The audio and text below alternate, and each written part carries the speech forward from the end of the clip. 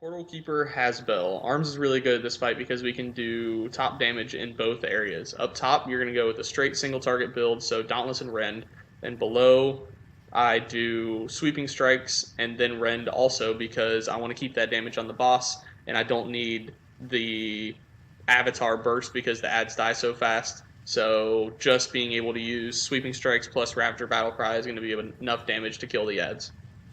I'll post another video once I get the footage of top, but this is just going to be bottom where I stay on platform Nexus the entire fight. The other portals are for Zoroth, Rancora, and Nazira, but I'm not going to have any of those in this video. So first off, keep your burst for the first ad spawn and make sure you interrupt the imps.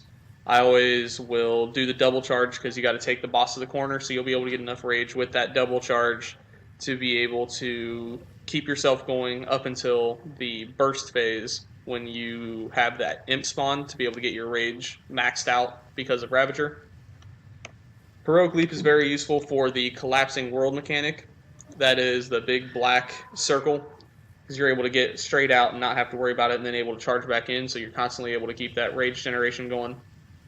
Also, if you get hit by a Fellstorm Barrage, charge is useful to be able to get back on the platform if you are getting knocked off. So having an extra charge available, which is why I definitely would be running double time for every boss fight besides ENR. You're going to be running double time. But for this, you can use charge to get back on the platform and you won't get knocked off. And at a 940 item level, I was able to survive one hit with no personal cooldowns. So just keep that in mind. You should be able to survive it if you do accidentally get hit. Also, remember that you can stand in the second beam while the first beam finishes its cast because it is a staggered attack. So once the first one goes, then you can get out of the way of the second one and go back to where that first one did its ability, and you'll be able to avoid the damage.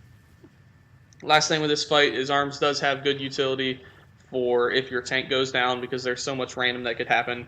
He could get hit by a beam and not have the charge like we do to be able to survive it and get back on the platform. So if that does happen, don't forget that you can always taunt and then die by the sword to be able to not have a wipe happen while you're getting the tank B-rezzed, and that gives your raid 8 seconds of 100% parry chance of you tanking, where they're not going to have to worry about keeping you up with heals. Tank can get up, get healed back up, and then get aggro back on the boss.